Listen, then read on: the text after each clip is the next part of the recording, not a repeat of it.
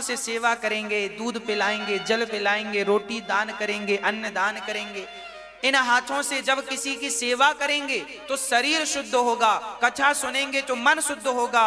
अब आपके पास जो धन है उसे शुद्ध करना हो तो क्या करना पड़ेगा? उसके लिए दान। दान करने से धन शुद्ध होता है। इसलिए दान हमें रोज करना चाहिए। रोज ना सही तो हफ्ते में एक दिन, हफ्ते में एक दिन ना सही तो महीने में एक दिन, महीने में एक दिन ना सही तो साल में एक दिन, साल में एक दिन ना सही तो जिंदगी में एक बार दान तो करो। अच्छा, दान भी अनेक प्रकार का होता है। क्या क्या दान करना चाहिए मैं आपको बताता हूं। दान क्या क्या करना चाहिए। आम का पेड़ लगाएंगे तो फसल काहे की होगी? नीम का पेड़ लगाएंगे तो फसल, बबूल का पेड़ लगाएंगे तो फसल, स्वाभाविक है। दान एक प्रकार का नहीं होता, दान बहुत प्रकार के होते हैं। आज मैं दान कितने प्रकार के हैं वो मैं आपको बताऊंगा। राजा बलि ने क्या दान किया था? राजा बलि ने पैसे दान नहीं किए थे, राजा बलि ने भूमि दान किया था। वामन भगवान आए तो भूमि दान किया। तो आप इसका आशय क्या समझते हैं? इसका आशय यही समझते हैं, आज जिनके पास जमीन जायदाद ज्यादा है, आप कहते हैं हमारे पास नहीं है, इनके पास बड़ी जमीन जायदाद है, तो उन्होंने किसी जन्म में भूमि का दान किया होगा, तो उसके फल से इस जन्म में उनके पास पृथ्वी माँ ने उन्हें अपना पुत्र बनाकर गोद में बिठाया है। इसलिए भूमि दान जरूर करना चाहिए। हाँ, भले तुम 1 गज करो, 2 गज करो, 5 गज करो, अपनी सामर्थ्यता है। भूमि दान राजा बलि ने किया। दानवीर कर्ण काहे का दान करते थे? हाँ, स्वर्ण का दान। आज जो लोग बहुत आपने देखा होगा, कुछ लोग सोने की चैन तो अंगूठी तो चैन लदे रहते हैं, और कुछ माताएं भी लदी रहती हैं। जिनके पास नहीं है वो ओ इनके पास इतना, हाँ, इन्होंने किसी जन्म में सोना दान किया है, इसलिए भगवान ने इतना दिया है। इसलिए जो आप देंगे वही आप पाएंगे।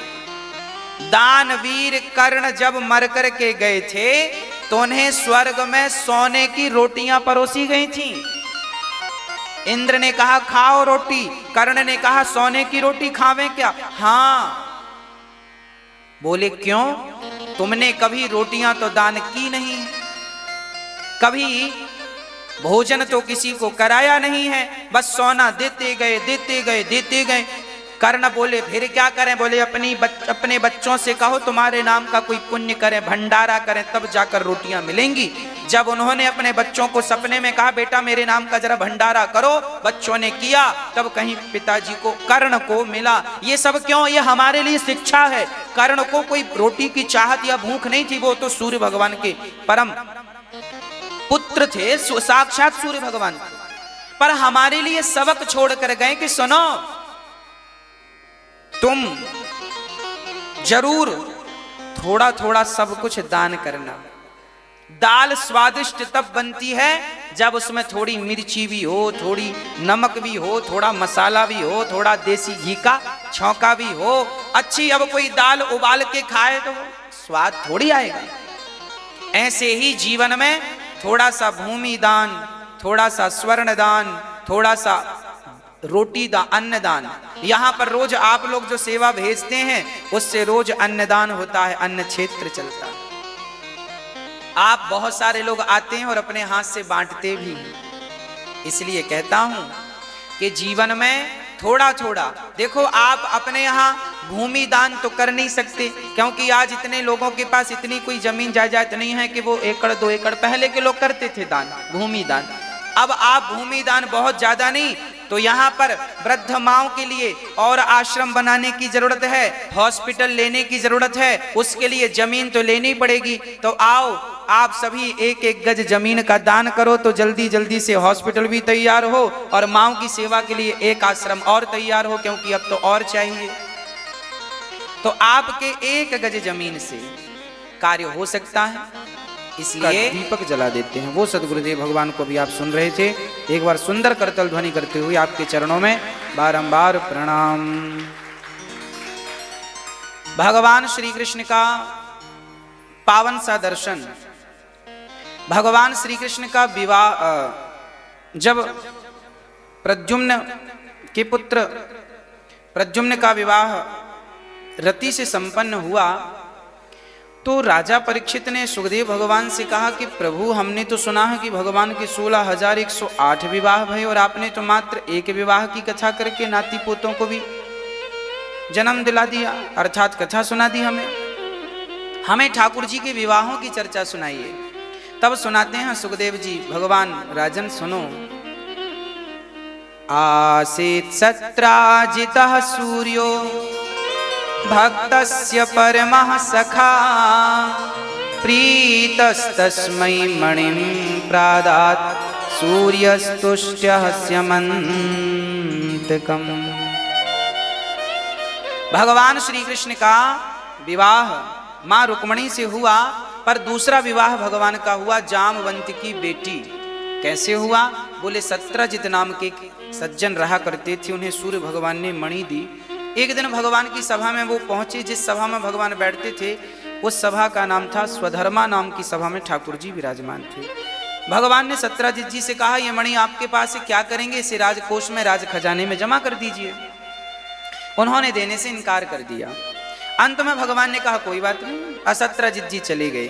देखिए, जब भगवान हमें कोई वस्तु देते हैं सो हम रख लेते हैं, पर जब वो वापसी मांगते हैं ना तो हम लोग देने में आनाकानी करते हैं। भगवान जो दें, सुख दें, दुख दें, अच्छा करें, बुरा करें, सब बढ़िया है। जैसे रखें राम जी रहना चाहिए। ठाकुर जी के विधान में कभी उंगली नहीं उठानी चाहिए कि तुमने ये गलत किया। जो हो रहा है सब बहुत अच्छा है। ईश्वर का जो भी विधान है हमारे हित के लिए।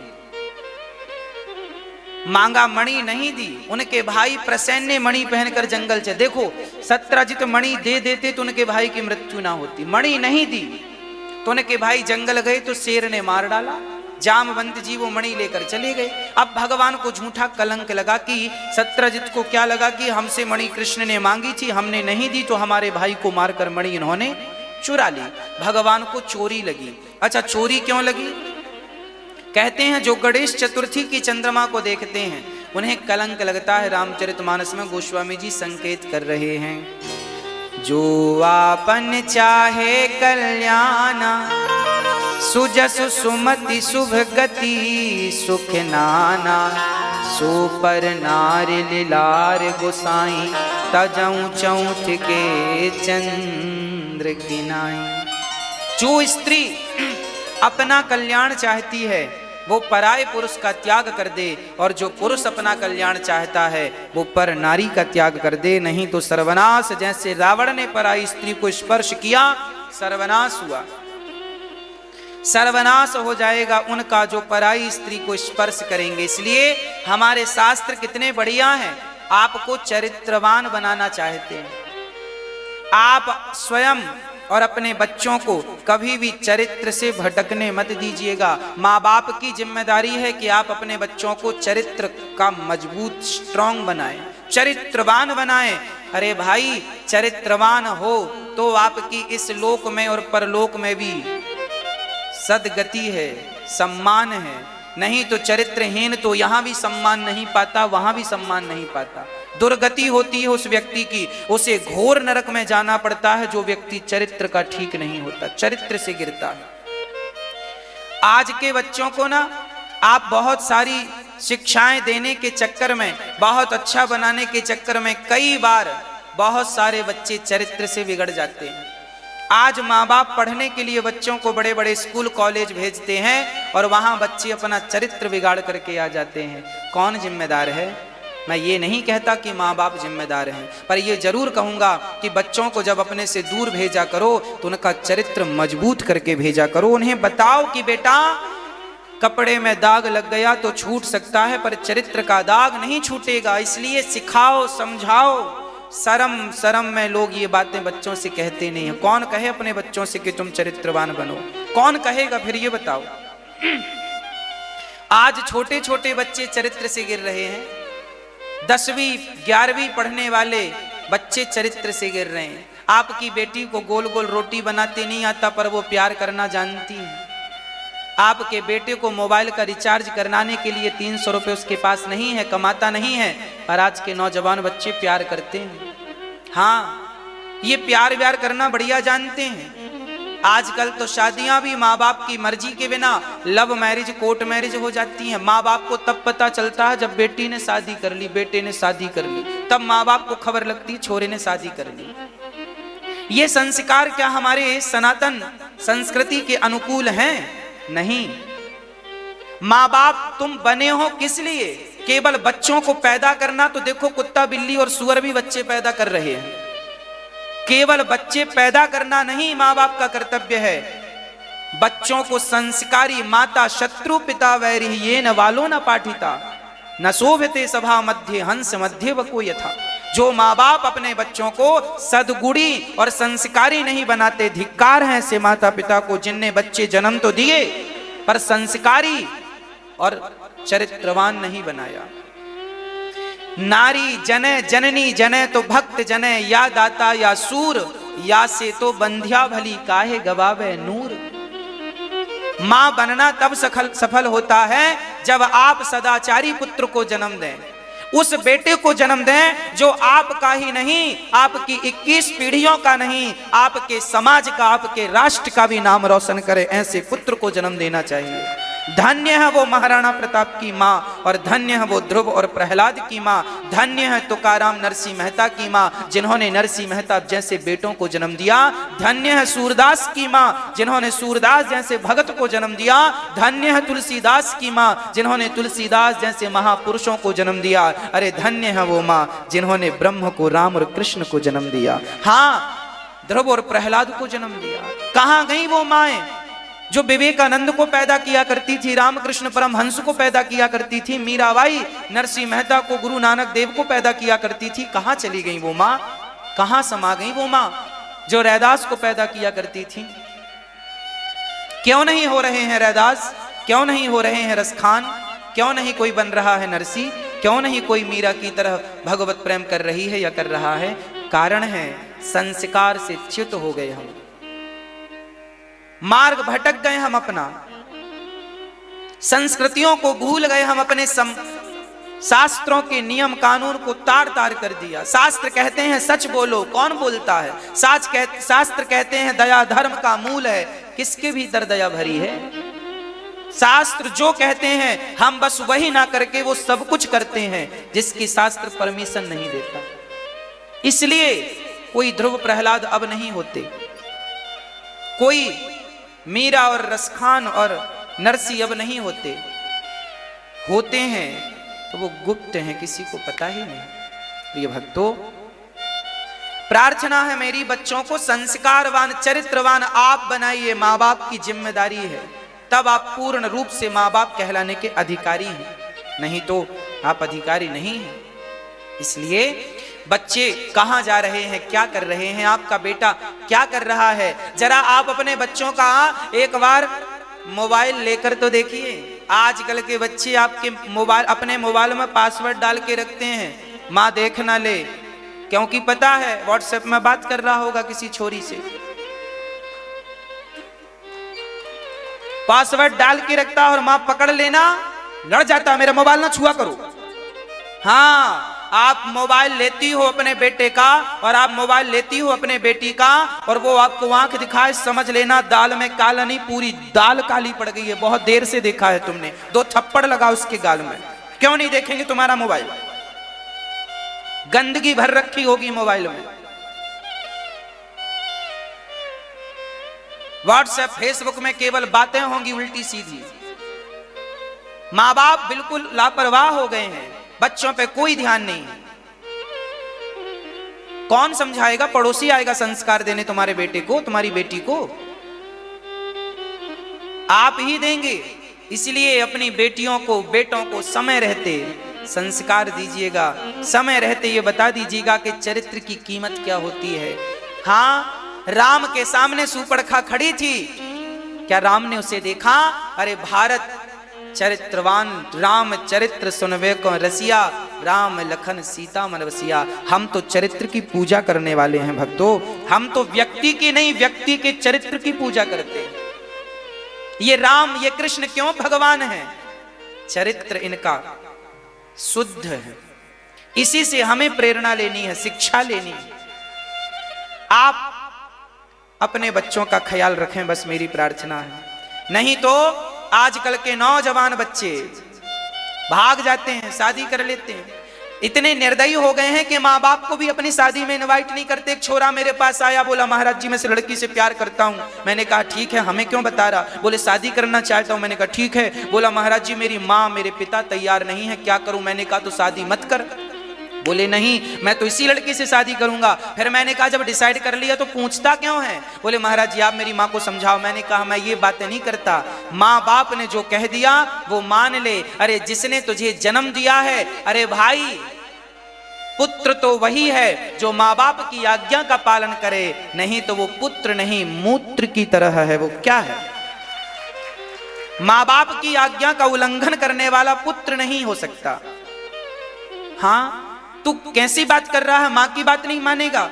बोला महाराज जी, मैंने कहा फिर शादी कर लेगा, माँ का क्या होगा? बोले मैं माँ को छोड़कर चला जाऊंगा दूसरे शहर। मैंने उस लड़की की तरफ देखा, मैंने कहा बहन देख रही है, जो लड़का अपनी माँ को छोड़ सकता है, जिसने इसे जन्म दिया है, इसका मलमूत्र धोया है, जो अपनी माँ का ना हो सका, वो तेरा कितने दिन रहेगा? क्यों इसके चक्कर में पड़कर अपना जीवन बिगाड़ रही है? हाँ, इसलिए कहता हूं बच्चों को जरूर ये चर्चाएं सुनाओ। बेटियां मेरी जितनी बहनें सुन रही हैं, आप कान खोलकर सुन लो। आज बिगड़ेगा कुछ तो लड़कों का नहीं बिगड़ेगा, बिगड़ेगा तो आपका बिगड़ जाएगा। हाँ, आज भी हमारे भारत में एक बार लड़की किसी पुरुष के संग देखी गई तो उसकी बदनामी हो जाती है, पर लड़के देखे जाएं तो लोग कहते हैं ठीक उसकी दोबारा शादी हो जाती है। पर लड़कियों पर लोग बड़ी उंगलियां उठाते हैं। क्यों? क्योंकि चरित्रवान हमें होना चाहिए। हाँ, आज भी हमें इन बातों का ध्यान रखना चाहिए। हम यहाँ भले कोई ना जाने, देखिए आप हमें जानते हैं कि हम शुद्ध हैं, हमें ये नहीं बताना कि हम कितने शुद्ध हैं आपके लिए, पर जब मर के जाएंगे तो विधाता जरूर पूछेंगे कि तुम कितने शुद्ध हो। हमें उन्हें जवाब देना है। हमें आपसे डर नहीं लगता कि आप हमें अच्छा समझो या बुरा समझो। आप चरित्र की रक्षा इसलिए मत कीजिएगा कि दुनिया आपको अच्छा कहे। अरे भाई, चरित्रहीन व्यक्ति तो भगवान के धाम को किसी जन्म में प्राप्त नहीं करता, ये याद रखिए। भगवान के निज धाम को कभी नहीं पहुंचता वो व्यक्ति। इसलिए चरित्रवान बनिएगा। हाँ, और हर बेटी हर बेटे को शिक्षा दीजिएगा चरित्र की। यही मनुष्य मात्र का परम धर्म है। श्री भगवान ने रामचरितमानस के आधार पर विभीषण जी ने यह बात कही कि पराई स्त्री का त्याग कर दें। देखें तो कैसे, आपसे उम्र में बड़ी हो तो वैसे ही देखें जैसे माँ को देखते हैं, बराबर की है तो वैसे ही देखें जैसे बहन को देखते हैं, और उम्र में छोटी है तो उस स्त्री को वैसे ही देखें जैसे बेटी को देखते हैं। पुरुष को वैसे देखो जैसे पिता को, बराबर का है उम्र में तो वैसे जैसे भाई को, उम्र में छोटा है तो वैसे जैसे पुत्र को। अरे भाई, लोग कहते हैं जमाना बुरा है। अरे भाई, जमाने से हम नहीं, हमसे जमाना है। आप ही अच्छे हो जाएंगे तो जमाना अपने आप अच्छा हो जाएगा। लोग कहते हैं जमाना बुरा है। अरे जमाना भी तुमसे ही तो है, तुम बुरे हो इसलिए तो जमाना बुरा है। सोच बुरी है इसलिए तो जमाना बुरा है। आप क्यों नहीं अच्छी सोच लेकर चलते? क्यों नहीं अच्छा बनना चाहते? क्यों अपनी पत्नी में, अपने पति में, अपने परिवार में खुश नहीं है? क्यों पराई स्त्रियों को देखते हैं? क्यों सोच गंदी करते हैं? क्यों पर पुरुष को देखते हैं? क्यों अपने जीवन को बिगाड़ रहे हैं? क्या फायदा? अरे शरीर का सुख तो मिल जाएगा, पर वो सुख वैसा ही है जैसे खुजली को खुजलाने में सुख मिलता है और बाद में जो पीड़ा होती है वो असहनीय होती है। यही संसार के भोगों का हाल है। इसलिए हर स्त्री चाहे वो कोई भी हो, हर पुरुष चाहे वो कोई भी हो, अपना ध्यान रखे वो कि वो चरित्र से ना भटके। हाँ, श्री विभीषण जी रावण से यही तो कहते हैं कि पराई नारी को चुरा के लंका ले आया है। याद रखना, पराई नारी को टच किया था रावण ने तो केवल रावण का सर्वनाश नहीं हुआ, रावण के सपोर्ट में जितने थे सबका सर्वनाश हो गया। रावण की लंका में रावण का अन्न जितने लोग खाते, याद रखना, चरित्रहीन आदमी का तुम अन्न खा लोगे, तुम्हारी बुद्धि भी भ्रष्ट हो जाएगी और तुम्हारा भी सर्वनाश होगा। इसलिए पुराने जमाने के लोग सबके हाथ का खाते पीते नहीं थे। पता नहीं किसकी बुद्धि कैसी है, क्यों किसी के हाथ का खाएं। अपनी रोटी पे यकीन रखते थे, अपना कमा कर खाने पर यकीन रखते थे, अपने पानी पे यकीन रखते थे। पता नहीं आपका हाथ कैसा है, पता नहीं आपके विचार कैसे हैं। गंदे विचार से गंदी गिलास में पानी दोगे तो विचार गंदा होगा। गंदी रोटी आप खाते हैं, चोरी की, चमारी की, उल्टी सीधी, पाप की, डकैत की, ना जाने क्या क्या खाते हैं, गलत विचार गलत भाव रखते हैं। ऐसे आदमी के घर रोटी खा लोगे ना तो तुम्हारे भी अंदर वही चलने लगेगा जो उसके अंदर चल रहा है। कामी आदमी के घर जाओगे और उसकी रोटी खाओगे, तुम्हारे भीतर भी काम का संचार हो जाएगा।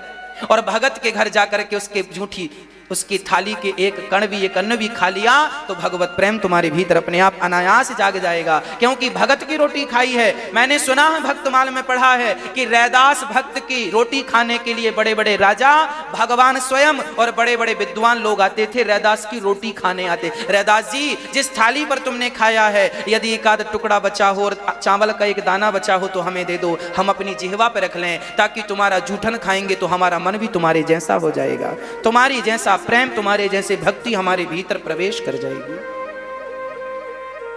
हाँ, इसलिए अच्छे लोगों की संगत कीजिएगा, अच्छा अन्न खाइएगा। जैसा खाओ अन्न वैसा रहे मन, जैसा पियो पानी वैसी बोलो वाणी, जैसी राखे शुद्धि वैसी बने बुद्धि। बड़ा प्रभाव पड़ता है इन चीजों का, इसलिए चरित्रवान बनिएगा। रावण को समझाया था सबने, चरित्रवान बन जा। रावण ने देवताओं को जीत लिया था, रावण ने दिक्पालों को जीत लिया था, रावण ने स्वर्ग के राजा इंद्र को जीत लिया था, पर रावण ने अपनी काम वासना नहीं जीत सका, जिसके कारण सर्वनाश हो गया। अपने इंद्रियों पर विजय प्राप्त ना कर सका, जिसके कारण उसका सर्वनाश हो गया। याद रखना, तुम्हारी कामोत्तेजना तुम्हारा सर्वनाश कर देगी। अरे कितनों का सर्वनाश नहीं कर दिया, कितने जेल में पड़े हैं, सर्वनाश हो गया केवल इसी कारण, चरित्र के कारण।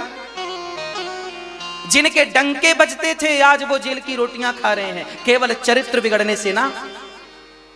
हाँ या ना?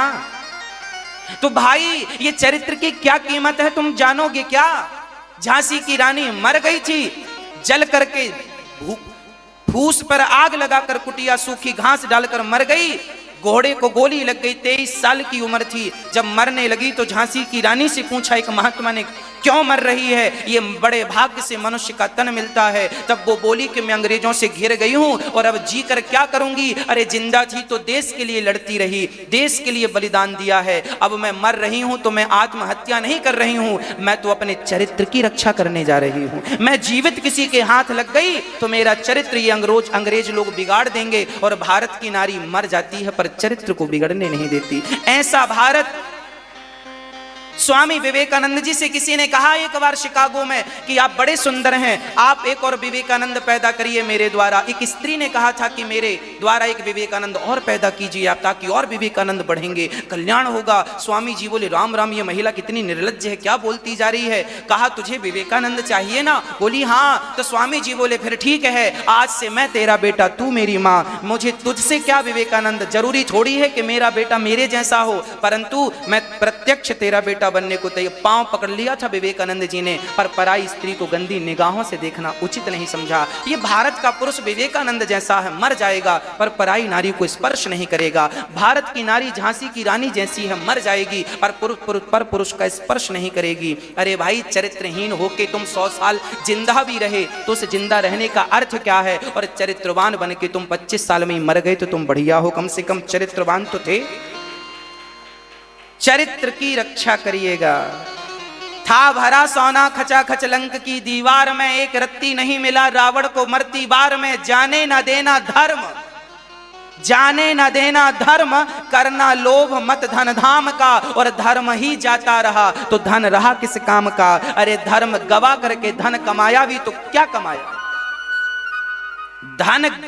धर्म गवा कर धन कमाया तो उस धन की वैल्यू क्या है। हाँ, वैश्या से अच्छा तो मजदूर का धन होता है, वो खून पसीने से कमाता है, और वैश्या शरीर बेचकर कमाती है। वो 1 करोड़ कमाती है शरीर बेचकर, तो उसके 1 करोड़ से अच्छा मजदूर के 200 रुपए हैं, कम से कम पसीना बहाकर कमाता है।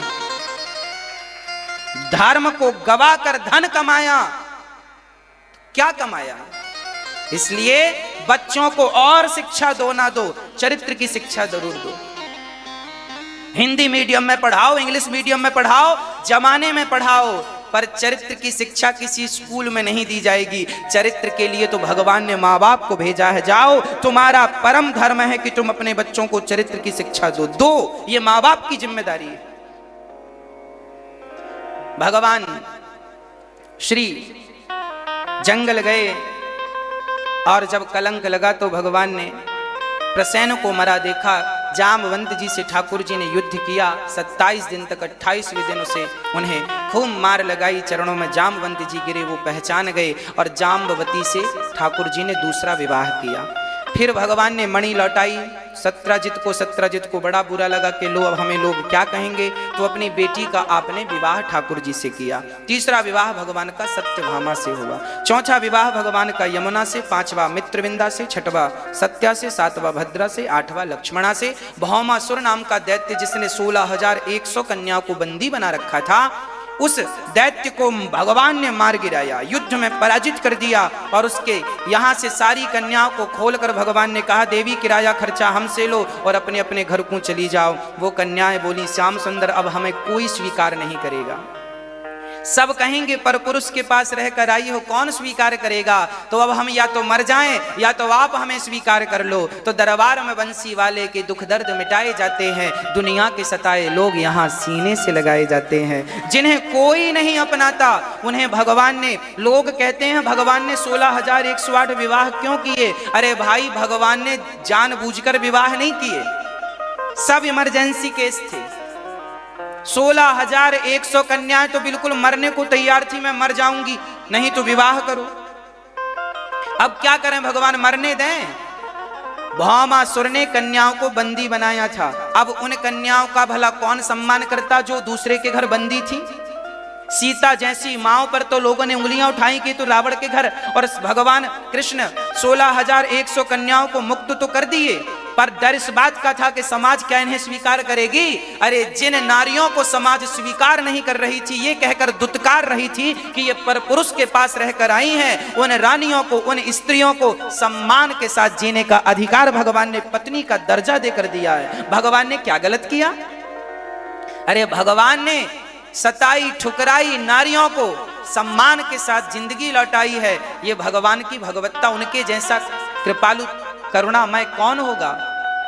इसलिए वो कन्याएं आज ठाकुर जी के चरणों में गईं और टोटल सबसे भगवान ने पाणी ग्रहण संस्कार किए। टोटल विवाह हुए 16,108। हर रानी के गर्भ से एक बेटी और 10-10 पुत्रों का जन्म हुआ। भगवान की अद्भुत चर्चा है भागवत में। भगवान श्री कृष्ण का गृहस्थ जीवन भी है, कैसे भगवान पत्नी के संग व्यवहार करते हैं, कैसे बच्चों के संग भगवान खेलते हैं। भगवान रुक्मणी और कृष्ण का संवाद है। एक बार भगवान कृष्ण रुक्मणी से कह रहे थे तुम्हें क्या जरूरत थी हमसे विवाह करने की, तुम्हारा तो ऑलरेडी बढ़िया विवाह होने वाला था शिशुपाल के संग। हाँ, हमारे तो माई बाप का भी पता नहीं, कोई यशोदा का छोरा, कोई देवकी का छोरा कहता। हाँ, और आपने क्यों हमसे विवाह कर लिया। भगवान कह रहे हैं सुनो अभी भी कुछ नहीं बिगड़ा, चली जाओ। जैसे ही ये बात कही तो रुक्मणी जी गिरने लगी। तब ठाकुर जी ने चतुर्भुज रूप में उनको थाम लिया और एक हाथ से पंखा झलकाने लगे, पसीना पहुंचने लगे। रुक्मणी अम्बा ने कहा प्रभु आपने सच कहा, जब आप ही सबके माई बाप हैं तो भला आपका कोई माई बाप कैसे हो सकता है। आप ही जगत के पिता हैं, त्वमेव माता च पिता त्वमेव, आपके कोई माता पिता कैसे हो सकते हैं। आपने कहा हम भागते वृंदावन से भागे तो मथुरा, मथुरा से भागे तो द्वारिका।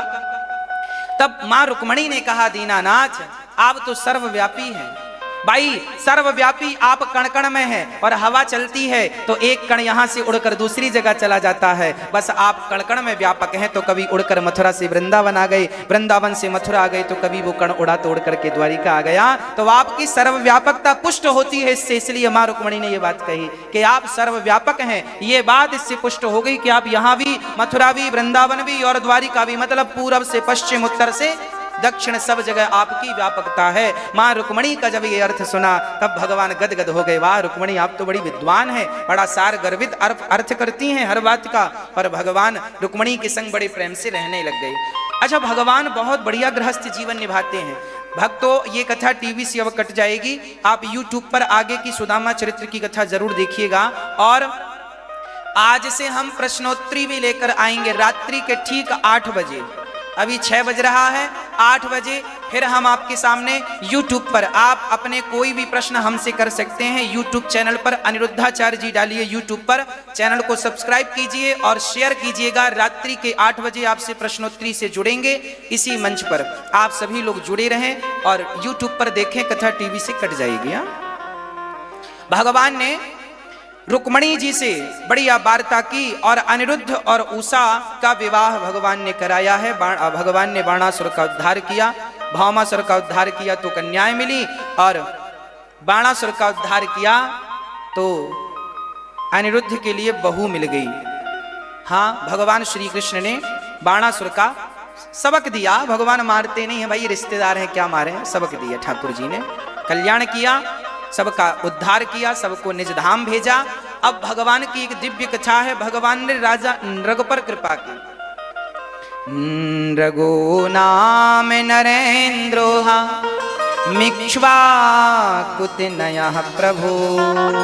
भगवान एक बार बच्चों के संग खेल खेलने गए तो गेंद जाकर कुएं में गिरी, तो बच्चों ने चिल्लाया, पिताजी यहाँ गिरगिट है। भगवान ने उठाया, निकाला, स्पर्श हुई तो वो एक पुरुष बन गया। भगवान ने कहा, को भगवान आप कौन हैं? तब उन्होंने कहा, मुझे नहीं जानते, मैं इक्ष्वाकु वंश का राजा नृग हूं। भगवान बोले, तो इक्ष्वाकु वंश के राजा तुम काहे को गिरगिट बन गए? तब कहा, मैंने गाय दान की थी, पर वो गाय जिसका दान किया वो वापस मेरी गौशाला में आ गई, और मैंने वही गाय दान दूसरे पंडित जी को कर दी।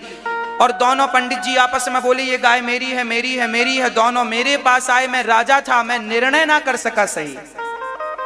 और राजा जब सही न्याय नहीं करता तो फिर उसे ऐसी सजा मिलती है। जब राजा नृग मर करके गए तो यमराज ने कहा कि आपने बहुत पुण्य किया है, कुछ कम पाप हैं, आपने राजा बनकर सही निर्णय नहीं लिया, इसलिए आपको गिरगिट बनना पड़ेगा। पर आपने चूंकि गायों का दान किया है तो भगवान का दर्शन जरूर होगा। आज राजा नृग को ठाकुर जी ने दर्शन देकर के कृतार्थ कर दिया।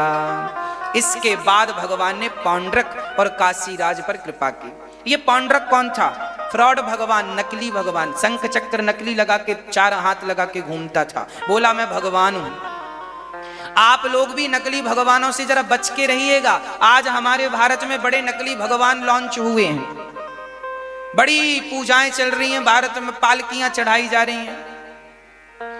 भगवान राम, भगवान कृष्ण के ऊपर एक बाबा जी को बिठाल देते हैं मंदिरों में, लोग कहते हैं ये भगवान है। अब बताओ, ऐसी मति मारी गई है लोगों की। मैं बार बार आपसे कहता हूं कि क्या एक पतिव्रता नारी के लिए, क्या उसके पति का स्थान कोई दूसरा पुरुष ले सकता है? बताओ मेरी मां, क्या आपके पति की जगह कोई पराया पुरुष ले सकता है? हाँ या ना? नहीं। यदि एक पतिव्रता नारी अपने पति का स्थान किसी और पुरुष को नहीं दे सकती तो हम भगत भगवान का स्थान किसी और को कैसे दे दें? भगवान तो भगवान है, एको ब्रह्म द्वितीयो नास्ति। वह एक पूर्णमदः पूर्णमिदं पूर्णात् पूर्णमुदच्यते। वह एक परमात्मा पूर्ण है, अपूर्ण नहीं है। वह एक कौन है? वह एक नारायण है, वह एक राम है, वह एक कृष्ण है, वह एक ही राम कृष्ण नारायण कहो, कुछ भी कह लो, वह एक है।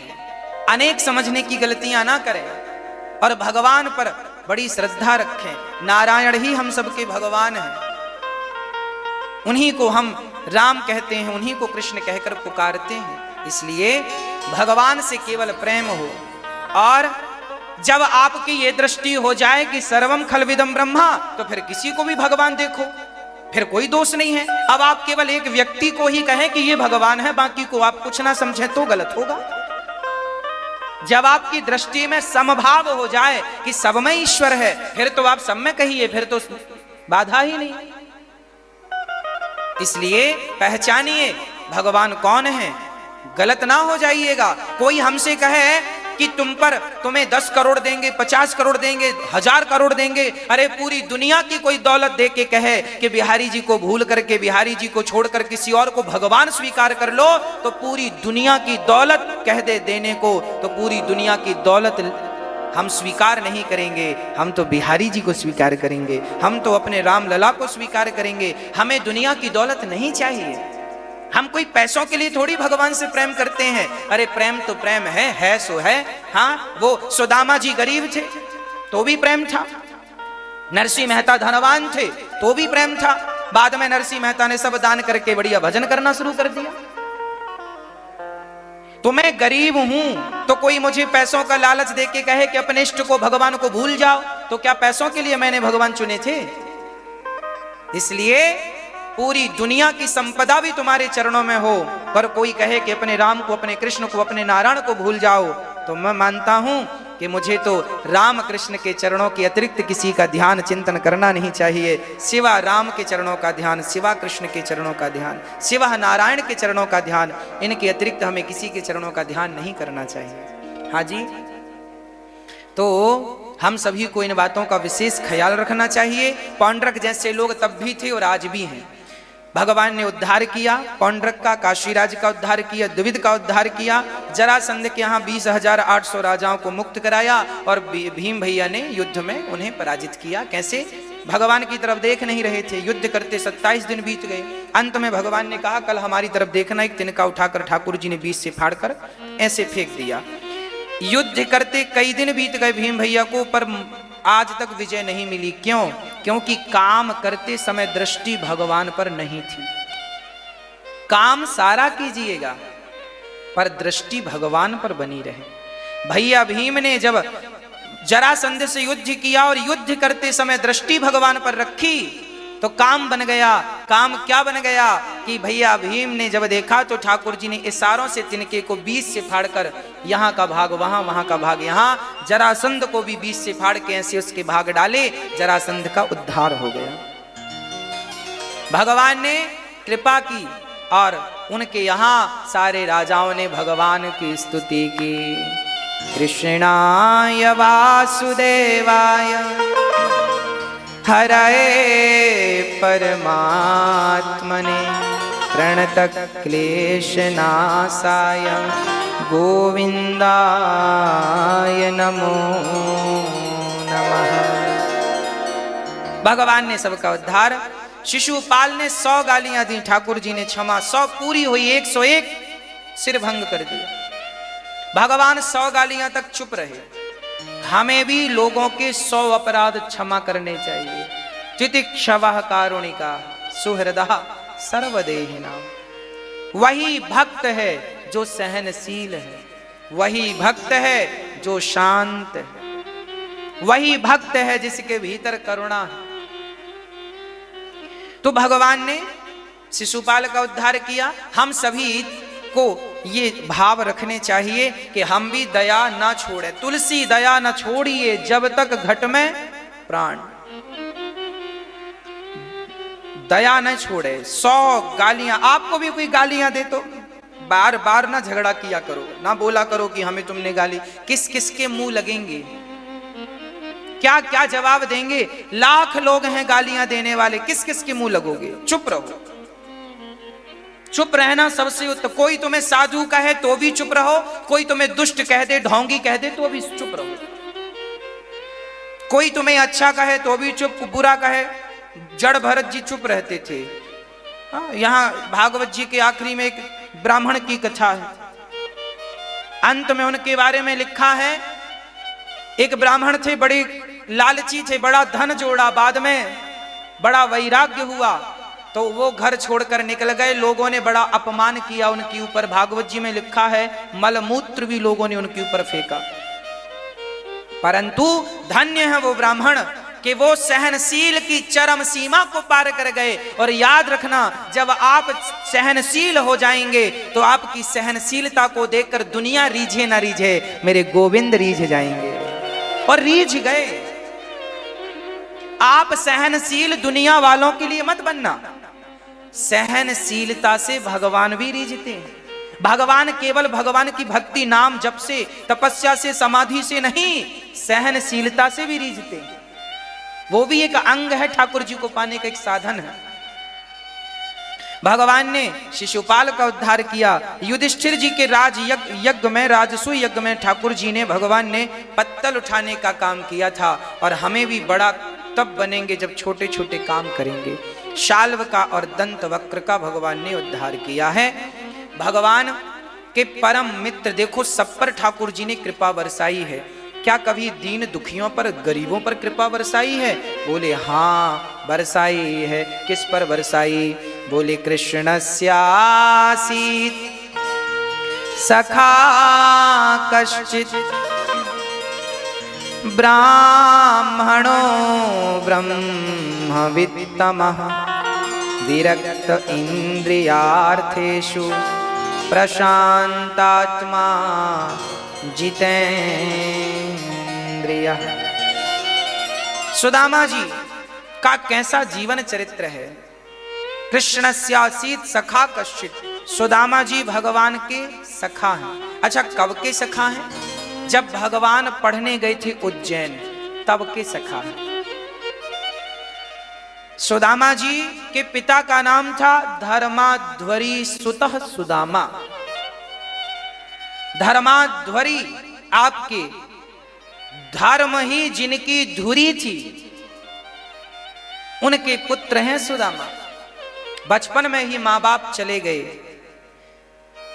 कहीं सुदामा के माँ बाप का उल्लेख नहीं है, पर हमारे गुरु देव भगवान ने हमें पढ़ाते वक्त कहा कि सुदामा जी के पिता का नाम धर्माध्वरी है। तब से दास को स्मरण है।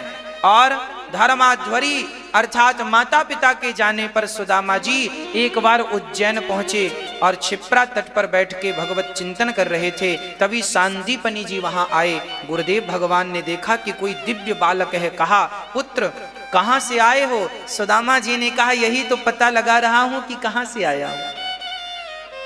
ये उत्तर सांदीपनी जी को बड़ा भाया और वो बालक को लेकर के कुटिया ले आए और विद्यार्थियों के संग रख दिया। पढ़ाने लगे सुदामा को। उसी दौरान भगवान श्री कृष्ण का भी आगमन उज्जैन हुआ और उज्जैन में भगवान ने अध्ययन किया। 64 दिन में 64 विद्याएं सीखी। सुदामा जी से वहां मित्रता हुई। साथ में जंगल जाते थे, साथ में लकड़ी लाते थे, साथ में भिक्षा मांगते थे, साथ में सोते थे, साथ में खाते थे। बड़ा स्नेह था भगवान का सुदामा से। सुदामा किसे कहते हैं? सु मतलब सुंदर, दाम जिसके पास सुंदर दाम। सुंदर दाम कौन सा? अरे जिसके पास कृष्ण नाम का धन हो वही तो सुदामा है। सुंदर दाम क्या है? भगवान का नाम ही तो सुंदर है और वही धन है। पायो जी मैंने राम रतन धन पायो, तो राम नाम ही तो धन है। कृष्ण नाम का धन जिनके पास वही सुदामा है। हाँ, विरक्त, सुदामा जी विरक्त हैं, आसक्त नहीं है। विरक्त इंद्रियार्थेषु प्रशांतात्मा जितेंद्रिय। सुदामा जी जितेंद्रिय हैं, स्त्रियों के लंपट नहीं है, लोलुप नहीं है, इस इंद्रियों के गुलाम नहीं है। इंद्रियों पर विजय प्राप्त कर रखा है श्री सुदामा जी ने। और इंद्रियों को अंतर्मुखी बना रखा है सुदामा जी ने। विरक्त हैं। 5 घर भिक्षा मांगते हैं, मिल जाए तो खुश, नहीं मिले तो कोई बात नहीं, तो भी प्रसन्नता। प्रशांत आत्मा, प्रसन्नता हर हाल में। खाने को मिले तो भी प्रसन्न और ना मिले तो भी सुदामा जी प्रसन्न चित्त रहते हैं। कभी शिकायत नहीं कि भगवान मैं तुम्हारा इतना बड़ा भगत हूं और तुमने मुझे भोजन नहीं दिया। कई बार तो सुदामा के घर चूल्हा नहीं जलता, तो सुदामा जी शिकायत नहीं करते। अच्छा, सुदामा जी पहनते क्या है? लिखा है सुखदेव भगवान ने, व्यास जी ने, कुचैलम मलिनम क्षामम ध्वजम धमनि संततम। सुदामा जी कुचैलम, पुराने से पुराना वस्त्र, मलिनम पानी से बस धुल लेते हैं, निर्मा सावन छानी, मलिनम क्षामम ध्वजम धमनि संततम।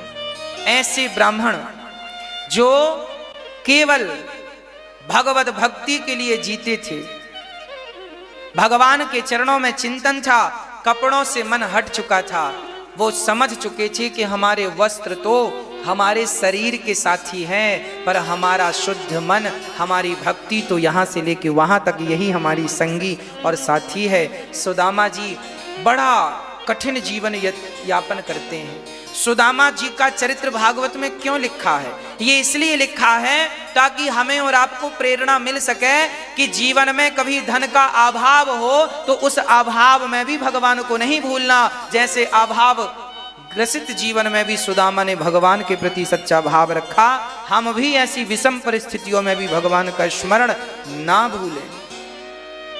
सुदामा जी की पत्नी ने एक दिन याद दिलाया कि एक ब्राह्मण आए थे आपके यहाँ, हमारे यहाँ भगवान स्वयं एक बार आए। सुशीला से कहा, देवी हमें कुछ दान करो, भोजन भूख लगी है।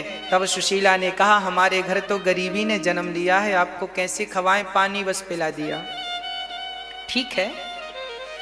तब भगवान स्वयं ब्राह्मण बनकर आए और कहा, आपके पति के मित्र द्वारिकाधीश हैं, भेजती क्यों नहीं हो? तब सुशीला को पता चला और 4 मुट्ठी चावल मांग कर लाई। 4 मुट्ठी चावल ही क्यों दिया सुदामा ने भगवान को?